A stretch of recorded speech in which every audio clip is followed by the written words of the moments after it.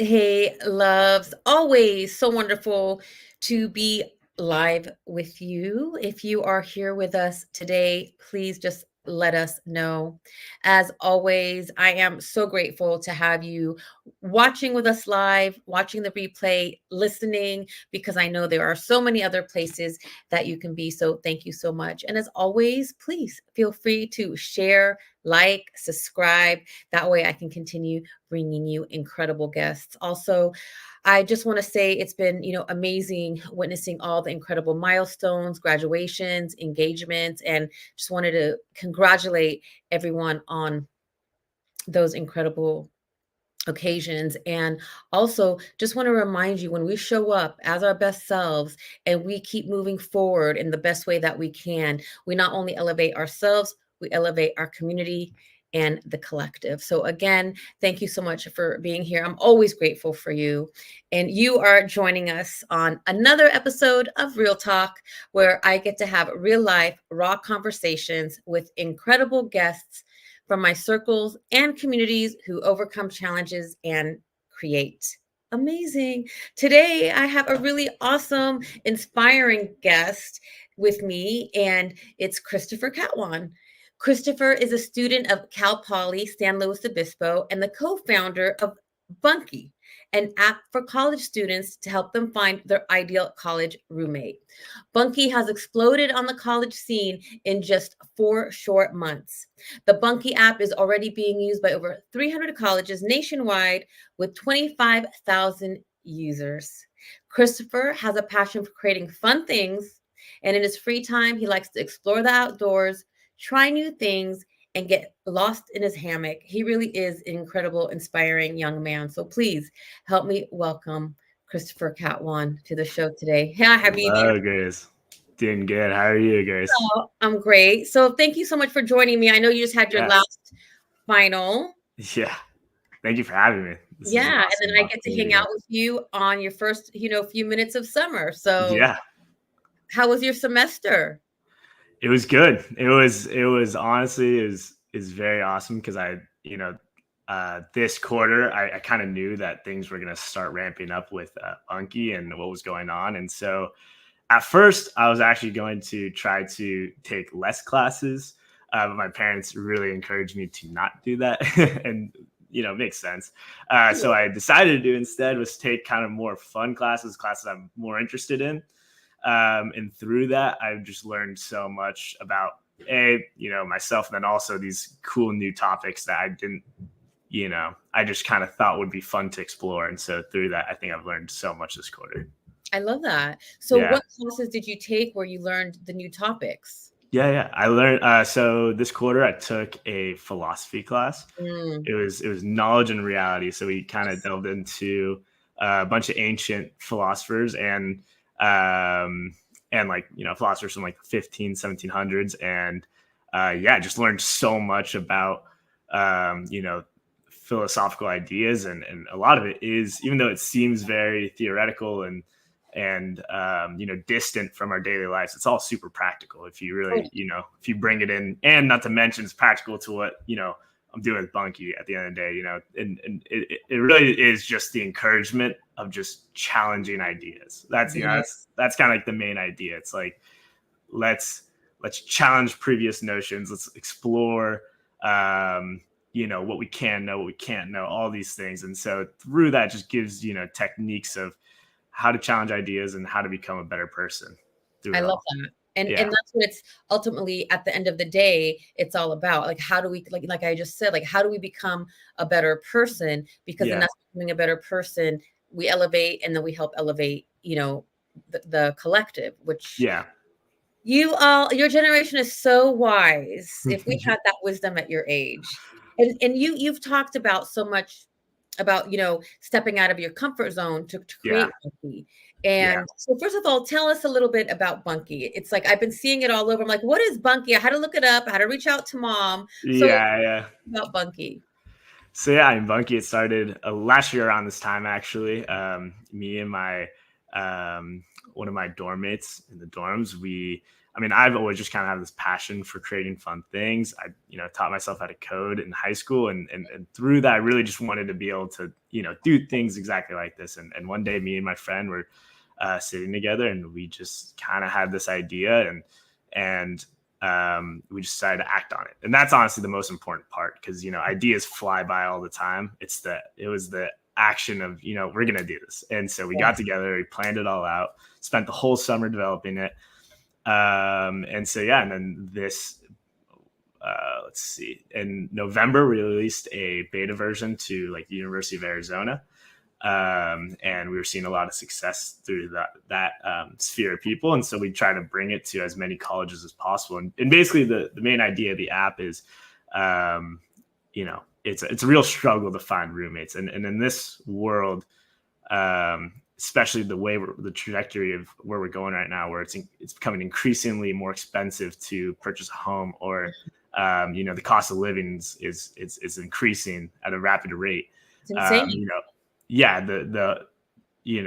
The hope of this dream of owning a home and all that stuff is kind of disappearing from my generation's viewpoints. It's kind of a scary thing. And so we thought that, okay, well, people are, because of this, people need roommates. Like, and this has always been, obviously this has always been an issue. People need roommates. And right now the solution that's around just isn't, in our eyes, it just wasn't doing it. And for incoming freshmen, it was, going on the Instagram, going on Facebook groups. And that's how people, across the world, or no, sorry, not across the world, maybe across the nation, find their roommates today. Even non-students, is they'll go on Facebook groups and they'll kind of do their digging through there. But, through that, these UIs, they're not built out for this, and they don't care about, Facebook doesn't care about your, security and all that stuff in terms of, is this person safe? Is this person a real person? What is the most optimal experience for this roommate search process? And so we took it up upon ourselves to try to solve this challenge and make something that's 10 times better than what's previously available. So that's kind of our goal. Well, I love it, because what I heard you say, you started it to help college students find roommates. But what I just really heard you say also is like expanding it, because your generation is struggling with the, price of inflation and buying homes. So it sounds like you already have a bigger vision than what you started with. Mm-hmm. I mean, even from the start, I think we knew kind of right away that there was a plan to eventually to go into that sphere of just general usage. And, this summer actually and what we've already been starting to do is, as the season is kind of ramping down of incoming freshmen choosing their roommates, because people, there's due dates, people already have to submit their roommates. And so there's less and less activity on the app as of right now. And so we thought we'd use this as an opportunity to basically, land the plane, plane being the app, and work on it, add these new features that would allow for this new use case of just general usage of just anyone who wants to find a roommate in New York City, Los Angeles, Houston, you name it, you will be able to find a roommate. Wow. And so that's always been kind of the idea. And what we wanted to do, though, and why we started with incoming freshmen, is because that was a place that we were pretty familiar with, just going through that process. And so we really wanted to take this idea, because the idea wasn't flushed out in the beginning. It was just, let's make this roommate app. And this is something that people have been trying to do. Really? Oh yeah, 100%. A lot of people kind of have put out apps in the past, put out websites, and mysteriously, a lot of them have kind of just dwindled away or kind of failed. And so a lot of what we're trying to do is heavy research into, okay, what happened with these apps and these websites? Why didn't it work? What did they do that was wrong or problematic? Or why did it end up this way? And through that, obviously we can learn from the failure and take that as a learning experience and try to come out with this new experience that can kind of try to avoid that or go beyond what those provided. And so that was a pretty important part into what we were doing. So yeah. So I love that. I'm curious to what did you in your research, what did you find out was some of the reasons that the other services failed? Yes, I mean a couple things. One thing is lack of security. So for a lot of websites or apps, um, there's a lot of scams are taking place, and Mhm. so people just didn't feel safe putting out their listings and putting out requests for roommates. Lack of information. That's a really Mm. big thing that Bunky is trying to provide. Is okay. Can we it's bringing that personal aspect to it, which is like okay on the Instagrams and on the Facebooks, um, you can't express your personality too well. Like people, they could see that you're putting out a house for rent, or you want a roommate, but they can't really truly see who you are as a person. They could see that you put something out, and maybe they could stalk your Instagram or your Facebook, but through that's a pretty limited medium of who this person is. You're looking at photos. It's very shallow. You're just looking at photos. You're looking at text, And whatever. they And can put whatever they want on there, really. yeah, and so through Bunky, the idea is can we provide a platform where people can express their personality beyond just photos? And so through that, or what we did is we introduced prompts, which is something very similar to what this app Hinge does. Mhm. Um, and so we introduced prompts where it's like, my parents would kill me if they found out blank, or a red flag of a roommate would be blank. And so through these prompts, people can express their needs and express their personalities. And not to mention, these are like icebreakers for Right. conversation. So people will look at each other's profiles and they'll like a person, and through those profiles, they can know what to talk about. It's like, oh, Right. okay, I saw that you like Marvel movies. Awesome. This is my favorite, Superman movie, whatever. And so that's the beauty of the profiles. And that's something that we kind of brought into the sphere that wasn't really there yet. So I that love was, yeah. So that's one big thing. And then another big thing is people haven't really figured out, or other roommate apps haven't figured out how to monetize properly. it. Uh, and because a lot of them were charging in a very interesting way. Some solutions are charging like by monthly or daily, whatever. And the reality is when you're on the roommate search, you're only doing that for a specific amount of time. And so at a very short kind of specific span of time. And so you're not using it more than a month, and you're not using it more than whatever. And so it kind of feels scammy when you're doing something monthly or weekly, and that's something that we kind of learned the hard way as well, because ours Need right. it long. They just need it to find the roommate if it takes a few weeks or a month. Exactly. And so that's actually something that we learned the hard way, is that because we did set up a monthly subscription. This isn't something we learned this recently, which is we put out a monthly subscription, and while a lot of our users did pay for it and they did enjoy the services that came with it, the reality is a lot of them, after a month they stopped using it, and now they're getting a random charge, and they're kind of all pissed, and like Yeah, totally, and that makes total sense. I'd be for pissed sure. too. And so the question is, how can we innovate on that? How can we make sure that we're charging in a way that's fair for both sides? At the end of the day, we need some sort of money to keep Bunky going, to make For sure that sure. other people can find roommates. And people should obviously not be getting overcharged. We need to keep it balanced, and that's one of the big challenges that we were coming across this year, and that we're actively trying to solve, and we're excited about. I think this summer we're hoping to release a new version that's going to be more fair to both ends of the service. I love that because you just talked about one of your challenges and that you're excited about it. Yeah, And what makes you excited about it? just growth. I think just the fact that we just learned one new thing, and I think that thing is going to be a big step into what helps us, or what gets Bunky to the next level, what allows Bunky to grow, because that's something that I think we overlooked, and we didn't spot it initially. It's like, this is a problem. Once we did more research, we realized that this problem was happening throughout all of these websites that cease to exist. And so it's like, wow, like we just made that connection, Mm-hmm. and it at first when we realized that this was happening, that people were kind of unhappy with the way this was going in our app,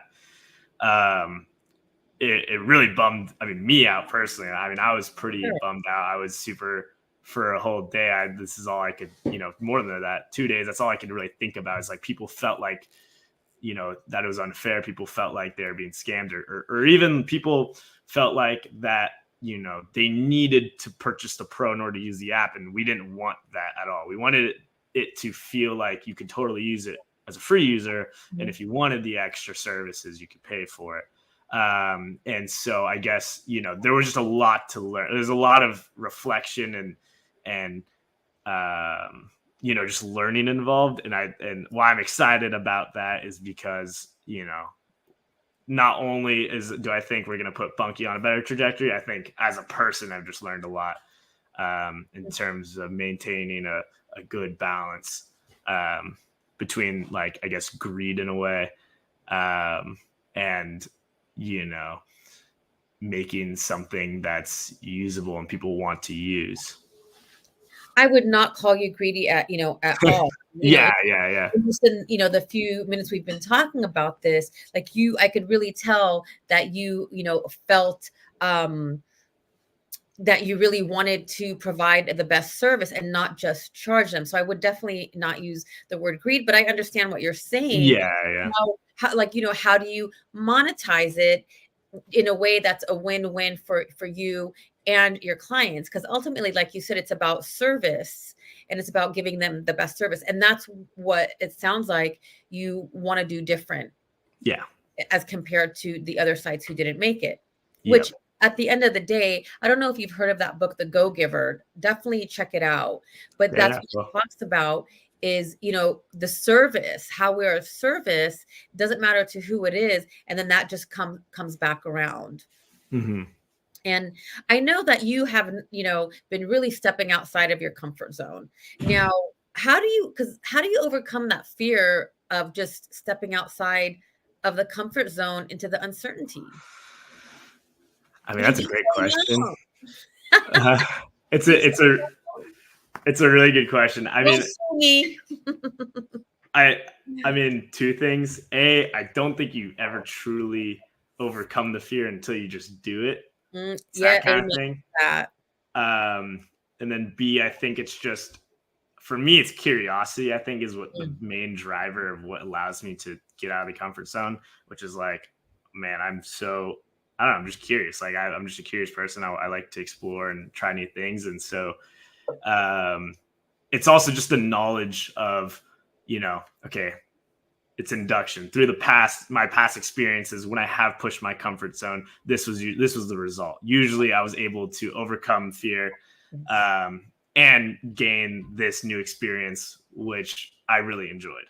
And so through that knowledge, I'm usually able to, and not all the time. Like, I'm definitely not fearless. There's a lot of times where, maybe I don't want to step out of my comfort zone, but when I do, and when I can, it's mostly, I think, the knowledge of the past of, okay, I've, in the past when I've done this has been the result. And just obviously it's the curiosity too of, okay, well, what happens if I do this? Well, what will happen, or why is this happening?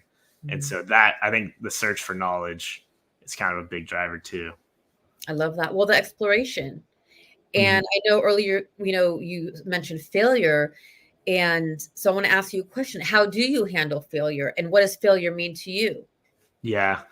For me, failure, I think I just use it as a point of reflection. I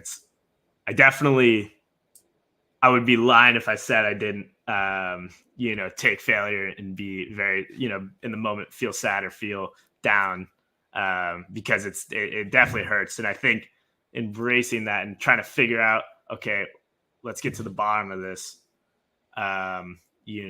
Why did this happen? What caused this? And maybe even, why do I feel this way, to this failure?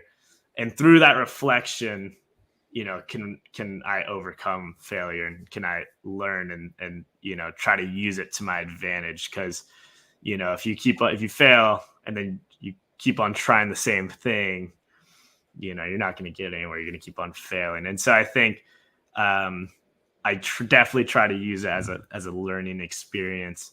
But to say I'm not affected by it would be lying for sure. Yeah. Well, we're human. Yeah. And Exactly. I was affected by failure for the majority of my life until about 10 years ago when I went to get, coach certified. One of the first things they taught was there is no failure. There's only feedback. I'm like, what? How Yeah. come I didn't learn this sooner? Because I grew up in an environment where if you failed, it was like detrimental, it was terrible, you had to be Yeah. perfect. Like that was stressful. So the Yeah. minute Yeah. like, okay, there's no failure and it's feedback and you're collecting, like you said, evidence and knowledge and information, like it changes everything. Not to say it Mhm. doesn't, hurt because like your Yeah. ego Yeah. get involved. Um, but I love, you know, to me, like failure, it's like just fail forward. And if you're not failing, you're not taking risks. Yeah. Exactly. And I I agree with see that. that, so much of your generation is really open to taking those risks and doing things in a different way than we did, which there's nothing wrong with it. I Yeah. think it's a beautiful thing. Hmm. And so, we talked about failure and fear.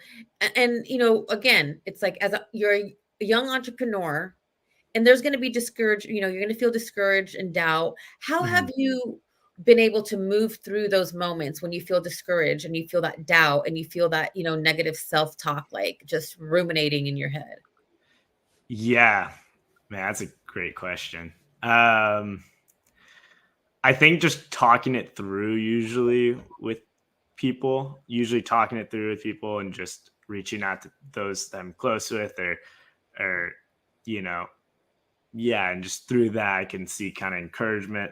Mhm. But also just personal reflection. I would say it's like, okay, why do I feel like this? What's going on? Is this what is me feeling this way? What's it going to lead to? Um, am I sure that I feel this way, like in totality, or is this a Mm, momentary thing? And so I think kind of reaching that point of understanding of just being super aware of what's going on. Through that, I could be like, okay, this is something that's happened before. Um, I can push through this. I think this is like, this obviously this isn't great. And, once again, you kind of learn like it's kind of a moment of failure in a way of like a reflection moment, just a moment of, how can I become better from like, yeah, exactly. Just why do I feel like this and how can I become better through this? I'm trying to think of specific. I mean, yeah, in the past, what I would say is, or one example of this is I reached out to in the very beginning of Bunky. I had already built the app and I was going to launch it. And I reached out to someone in the past who I'd worked with on other projects, and he kind of shot down the idea. And he said that it just he just basically shot down the idea and basically, but through that I think I just kind of used that as a fire, I use that as a fuel for the yes. flames. What Mhm. I would say is like, this is encouragement in a way for me at least.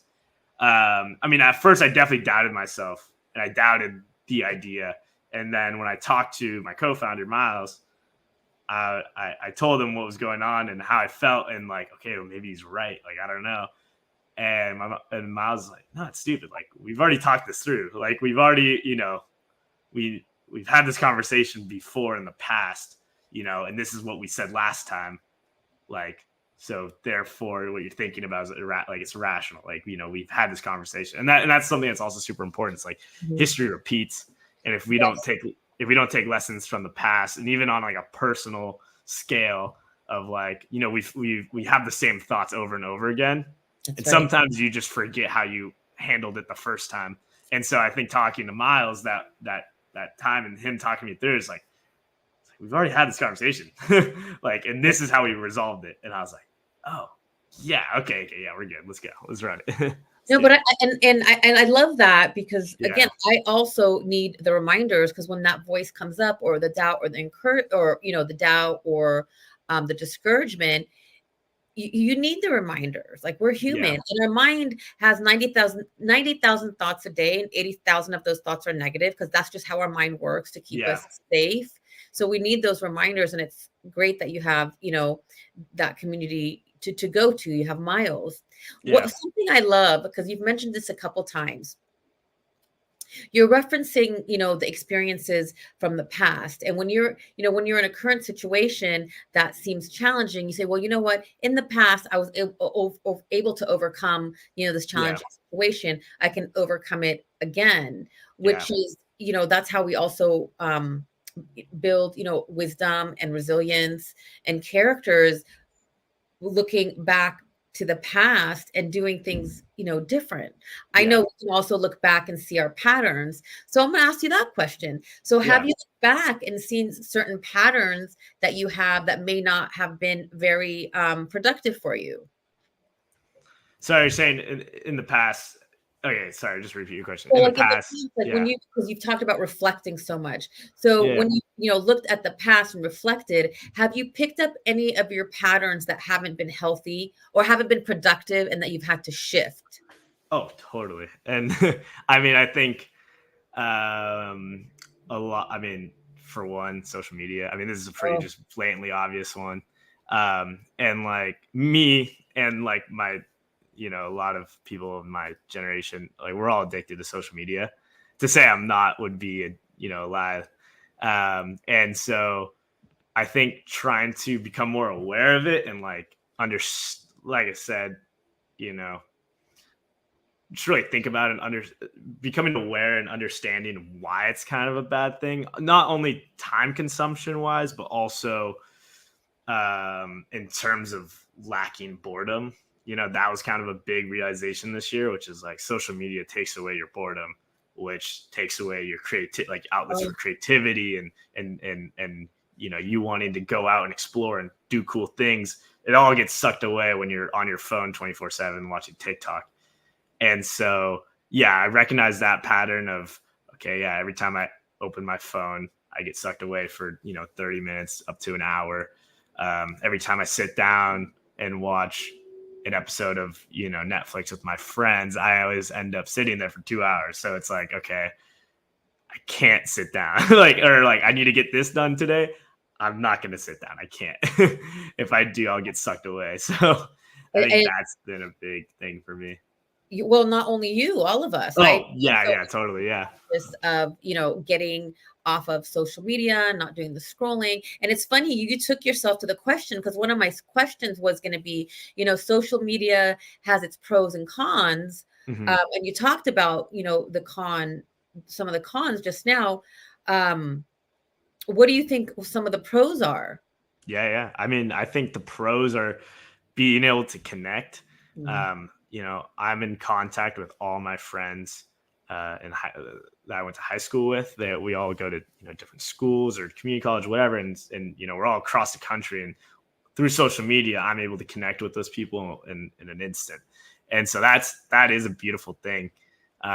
So that's really awesome. Just being able to keep in touch with not only my friends but just other classmates and maybe people that I'm not so close with yet. Still I knew from the past because I feel like, or I would assume at least, back in the day when there's no social media, you kind of just lose those connections just kind of fizzle out faster. So to have social media as this tool where I can still, keep in touch with these people I probably wouldn't normally would, that is a pretty cool thing. Not to mention, I think social media, different kind of unrelated pro, I guess, would be um, just communication. I think it's done. I mean, this is also a con in a way, and I can explain in a second, but it's a pro in the sense that it gives voice to these people that wouldn't normally have a voice. Amen. And so there's people across the country who can effectively communicate their issues and their problems, which we have seen has driven change. Yes. Mhm. Yes. Yes. And Absolutely. yeah, and so that's a pro, but it's a double edged sword because now you have this mass communication that's super effective, but this can also lead to, um, you know, echo chambers, or it can allow for misinformation to spread, and Sure. all these issues, which kind of just pop out from social media. And so just, I don't know, it's trying, yeah, I don't know, I mean, in the past I've worked on this app called Flock. It's like an anonymous social media page Mhm. for um, college students, and through working on that, you see it firsthand. It's the the value of these apps are driven from drama in a way. People, and so you know, and that's kind of the fault of, there's a lot of, you could point a lot of fingers, but one of the fingers to point at is capitalism in a way. Not to say that I don't want to not to come out anti-capitalist or whatever, but whatever. It's just at the end of the day, these companies are driven to make money, That's right. and what makes money is when people are glued to their phone, and Right. people are glued to their phone when they see drama. And so Mhm. social media, it polarizes us. It Mhm. makes us red versus blue. Yes. It's because that's what makes them money. Social media makes money from Trump versus Biden. It doesn't make money from us worrying about the problems of what's going on in West Virginia, with the coal miners, and that struggle. And in the past, it also wasn't in, for example, it wasn't in our or it wasn't in the interest of maybe social media companies, um, to, or like news outlets at least, to present issues of like what's going on in Palestine, and just all these problems of the world that didn't get don't get this light shone, or shone on them, because it's just not it's not what will drive money. It's not what will drive value. They'll drive more value if they display problems that affect or are related towards the masses. True. Um, and so that kind of points the light on these issues, these more national issues that, yes, obviously have an effect on everyone, and we know that, but there's a lot of minor issues that are happening across the country to different people, which we don't get to look, which don't get displayed on social media, and so we tend to forget about those issues, That's um, true. which is the really problematic part of it. True. Yeah, I So, can so go. Sorry, I go. no, that was amazing. Yeah, So yeah, many layers, and I want to you talk about how drama drives people to stay on their phone. Well, there's something called the negativity bias. That's, kind of, our brain is naturally, like I said earlier, naturally wired to the negative, because like it wants to stay safe. And so we're naturally going to stay on our phones when it's drama and more negativity, because that's just how we're wired. And mhm, so, one, two, um, yes, capitalism. They, of course, they want us to keep spending money. It's for them, it's about the bottom line for sure. And all those ads that pop up. And also, when a community or the people are connected and working together in a harmonious way, then you tend to have more power and to rise. And so, like you said earlier, they want the divide, right? mhm, So then when we're on social media, there's more of a divide, the red, the blue. yeah, Um, and then you brought up the subject of, Palestine. Again, there's also, this is the first time in my lifetime that yeah, I've ever seen, you know, um anyone even acknowledge the plight of the Palestinians. And yeah, so, social, again, like we talked about pros and cons, but is can there even be, um well, I don't think there can be a overall balance, but I think each person has to find their own balance, and how long they're on it, yeah, and what they're consuming. And also, you said something else about it can be, definitely polarizing. And the reason, the information, how do we even know? Well, you talk about the news media outlets. yeah, So they pick and choose what they want to show. But yeah, same with social media. Like, I'll be watching someone, And oh my God, that's so awesome. Like I want to order that. And how the hell do I know that information's correct? Yeah, exactly. That's a So it's like huge issue. research, being discerning. It is a great tool in so many ways because like we get to hang out, Yeah, today. exactly. 100%. Um, so I love that. I mean, that was one of my questions. And like, I think you covered some pros and cons. And at the end of the day, I think it's the responsibility of each person to hold themselves accountable on Yeah, how they use social media. And yeah, because totally. you can get down a rabbit hole. Yeah, 100%. And So yeah. so how do you balance school, the business, personal life, social Yeah, media, yeah. everything you do? Like, how do you balance that?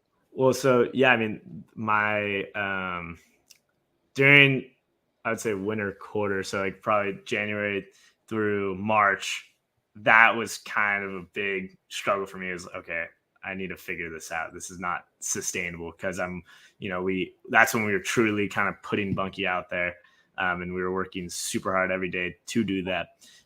And yeah, as you said, school's obviously super important, something that I need to do, and but also just kind of doing me things as well. Being able to go and surf or hammock, whatever, just doing things that I like to do outside of just Bunky.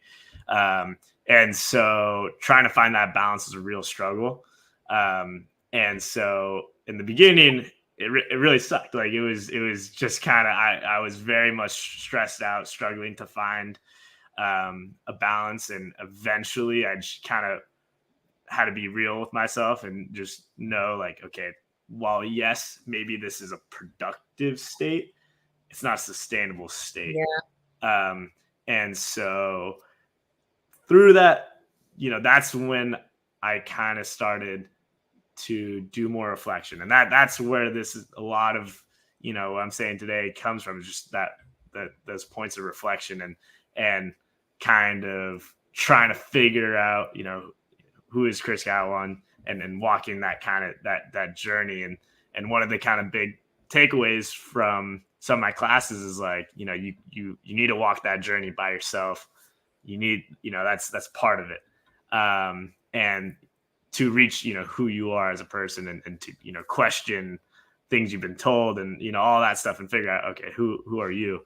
And the thing that's kind of challenging is that, as I'm in this kind of pivotal point in my life, I'm in college, I'm trying to figure out who I am, all these things, I'm also trying to now start this business. And so, yeah, no, it was definitely challenging.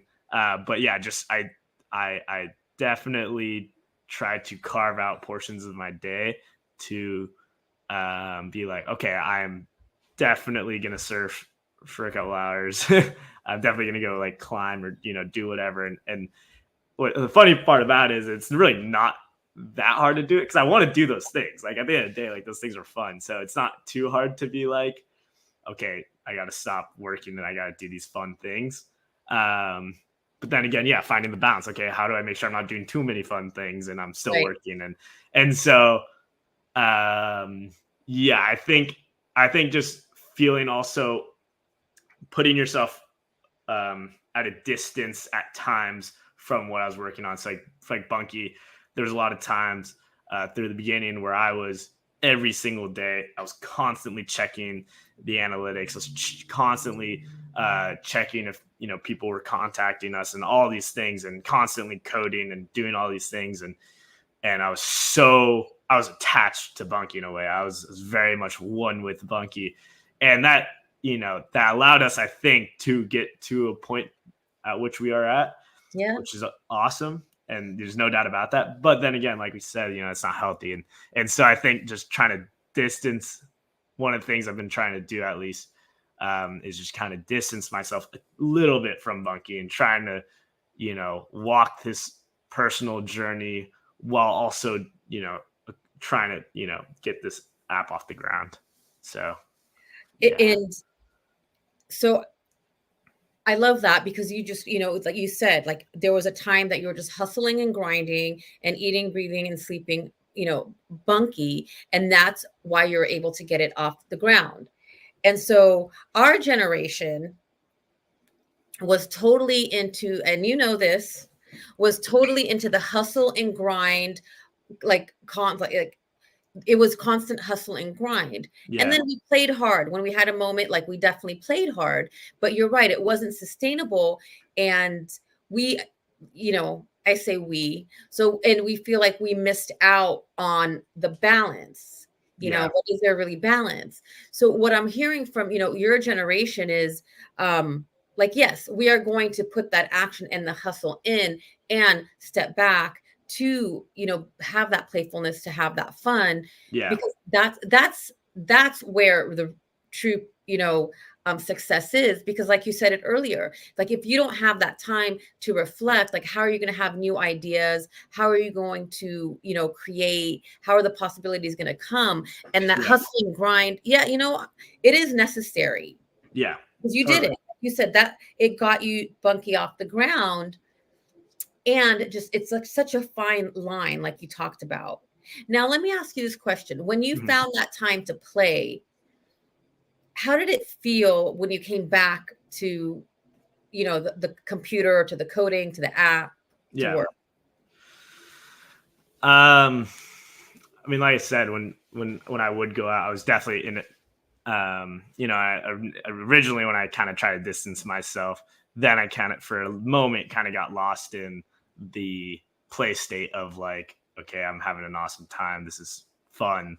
And this is a little bit stressful. And like for a moment, I was one with the stress. So when I was just, grinding, it was like, in a way, it was kind of okay. Cause I was so, in a way, kind of like not tricked into it, but I was in this completely different mindset. Um, and so, yeah, I don't know. I mean, coming back to the computer now, like nowadays at least, it's very much just, yeah. I mean, just trying to figure out how I can, and this is still something I'm definitely challenged with, but it's trying to kind of be able to flip the switch in my brain, because me working on Bunky is a completely different, I would say, person than me, trying to go out and do fun things or hang out with my friends. And so being able to like kind of control my, I guess my brain in a way is something that I'm still definitely in the struggle of doing. Um, but Me I'm, too, Christopher. Me yeah, too. 100, yeah, 100%, yeah. And so I think, yeah, I mean, I feel like it's safe to say most people are. So, Yeah. um, yeah, I would say I definitely I haven't overcome it yet. It's still obviously challenging. Every time I sit down, I get distracted easily. It's very hard actually to sit down, but there are moments where, I can definitely lock in. I can definitely sit down and be super focused. And usually what drives that focus is kind of putting a fire under me and, actually creating stressful moments, inducing a little not even artificial stress, real stress. It's stress of, okay, this is I'm going to create a deadline. I'm going to create, or just kind of tricking myself into stress in a way, almost like, okay, these people, if I don't do this in this manner of time, then so and so will happen or whatever. And so I think that's one strategy I've kind of used, is just kind of inducing stress in a way. Cause that's, at the end of the day, because I'm a procrastinator. And so that's kind of what gets me Mhm. going, is it's, oh shoot, like, you know I have an assignment due in an hour, man, I really gotta, yeah, I really gotta do this right now. Creating the urgency. Yeah, creating urgency, perfect. Yeah, Love that. that's a So, great way to describe it. how important do you think our mindset is to our success? Super important. I mean, yeah, I think, um your your mindset's the only thing that can really trigger, the action of doing, right? So, um, not only trigger the initial action, but also just, maintain the doing, because some people, and I'm definitely this person at times, has the mindset of kind of complacency, or just, whatever, what I'm doing right now is totally fine. And like, I'm happy, like this is all good. And it's super easy to fall into that. Not to say that's necessarily a bad, everyone, like I said earlier, everyone has their own personal journey. And so for some people, complacency is them. It's them as a person. And for me, I like to have like a balance of kind of both of, okay, finding this point of, or finding parts of me that I am happy with, and acknowledging, okay, this is me as a person. I'm complacent with that and finding acceptance kind of in that way, but Mhm. also having zero complacency when it comes to working on Bunky. That's really the biggest mindset thing of zero complacency. I am never happy with where we're at with Bunky, and I think that's what's allowed us to keep on growing and to be better so far than the other, things that have been out there. It's okay. I am never even if people are telling me to my face that they've liked using Bunky, or they found their roommate, or this and this and this. It's like, okay, but there's got to be I'm sure there's a problem here. Like, there has to be a problem. So I'm Does it have constantly to be a searching. problem? Does it Uh, have to be a problem, or could it be a room for more and better? no, yeah, I mean, it's yeah, I mean, that's another thing. It's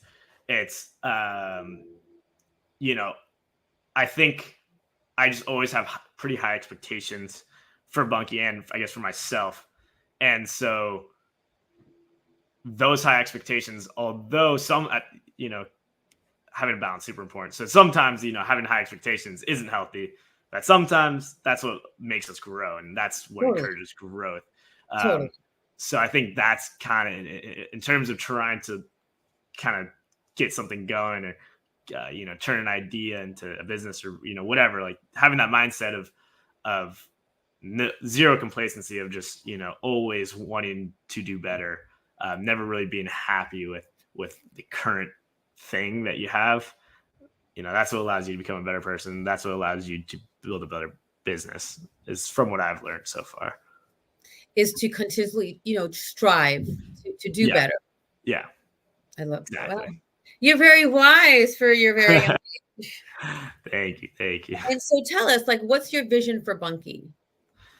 Yeah, I mean, like we kind of talked about earlier, the vision is definitely along the lines of creating a safe space, where people can effectively find a roommate that they feel comfortable moving in with. Um, you know, One big thing right now that we kind of notice is that a lot of people, when they're searching for roommates, they search for, they try to look for mutuals, or their other friends who are already trying to find roommates. And so I think one of our big goals is, like, can we create an environment where people feel comfortable with moving in with strangers, having these strangers as roommates? Because that's not a big, I feel like that's not totally a big thing right now. Now a lot of people, unless they absolutely have to be in this Right. location, not a lot of them are willing to just take the chance. And so, before Airbnb, people, they didn't feel comfortable with, sleeping in random people's houses. But, through this cultural change and through Mm. their app, they were able to create this new culture. And so we're hoping that through our app, we can change the culture a bit and shake things up, and allow for this new culture of just sharing space with cool people, or people, potential best friends. Because and we also think that this has been a limiting factor on for some people to move in the first place. Some people will be like, oh, I want to move to New York, but I don't have anyone to live with, or there's no urgency to move to New York. Mm. But I guess if I could find someone to live with, then yeah, it'd be cool. Like, this would be something I want to do. And so maybe through Bunky, we can create this new culture where people are moving to places, or we're allowing people to move to these places, because they found a cool roommate on Bunky. And so the vision is to definitely expand our use cases. It's to allow the general population to find roommates. It's to allow for private communities, businesses. Some businesses need private communities, matchmaking, and all that stuff. And so currently we're in talks with student housing, off-campus student housing, and we're going to license software to allow them to create these private communities where students living in these apartment complexes can effectively find a roommate, and which can lessen the hassle for the apartment complex of, okay, I don't like my roommate, I want to move, and that obviously costs them money. So us coming in with that solution that is user friendly, people want to use, and is effective, there's going to be hopefully less of that. There's going to be less of people being dissatisfied with their, random roommate or whomever. We take kind of the risk out of it. And yeah, so hopefully that answered. It did. Yeah. And I love what you said, like Airbnb in the past was like, okay, like I am not going to stay in, someone's house. Like I'm not going to stay in someone's house and I'm not going to rent my house. Yeah. You're right. It created a culture. It's kind of Yeah. like blue ocean. You create, a need, and that's what you're doing. So I'm so proud of you. I think that what you're doing is amazing, and it's incredible how it's just jumped off so quickly. And so if you can just give one, last point as a young entrepreneur, what would be something that what advice would you give to someone who really wants to step out on their own and create, their own app, their own business? What's last piece of advice you would give? Last piece of advice, I'd say a lot of people say this, but it's so true. It's just do it, get out there and go for it. I think I saw this video the other day of Mark Zuckerberg saying this, where it's like a lot of people think that they need some sort of crazy aha moment to create, an Airbnb or a Facebook. But the reality is these ideas were nowhere near what they, turned out to be. At first, it was, the people who created Airbnb were just, throwing mattresses on their apartment and people were staying there. And that, all of a sudden turned into people putting their condos on, in Lake Tahoe out on this app. And so like the idea is never, there's aha moments is kind of a fantasy thing, True. And the reality is these great things and these awesome tools and apps and websites, whatever, they all just come from people just doing it, going out there and just doing it and just keep on doing it, not being complacent, always looking for it to be better. And that's how I've gotten to this point, at least so far. And I hope hopefully we can keep on going and we can keep on not being complacent. We keep on working hard and hopefully we can get way further. But yeah, that's probably the last thing I'd like to say. I absolutely see you continuing to go further and growing it. And it's been an honor to chat with you today. Mm-hmm. You are so wise.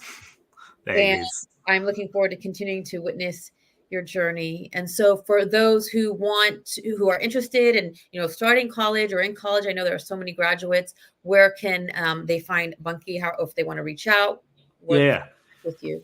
So yeah, we're available on the App Store. We're available on the Google Play Store. And yeah, I mean, if you just, we're also got a website, Instagram, whatever, social media. If you just search Bunky Roommates, you'll probably find us. All right. Awesome. And I'll also make sure to put the information there. Yeah. And like I said, thank you so much for joining us. I'm so proud of you and really excited to, sharing Bunky and whoever might need it. I know it is amazing. And like we said, already 25,000 users. So you've helped so many people. And I know that is something that means a lot to you as well. So for those of you watching, thank you so much. As always, watching, listening on the replays. I really appreciate you. And I'm so grateful for having you with us. And as always, please share, like, subscribe so we can continue to show up. And I wish you all an incredible and blessed week. And thank you all for everything that you do. Hang on with me, Chris. Take care, everyone.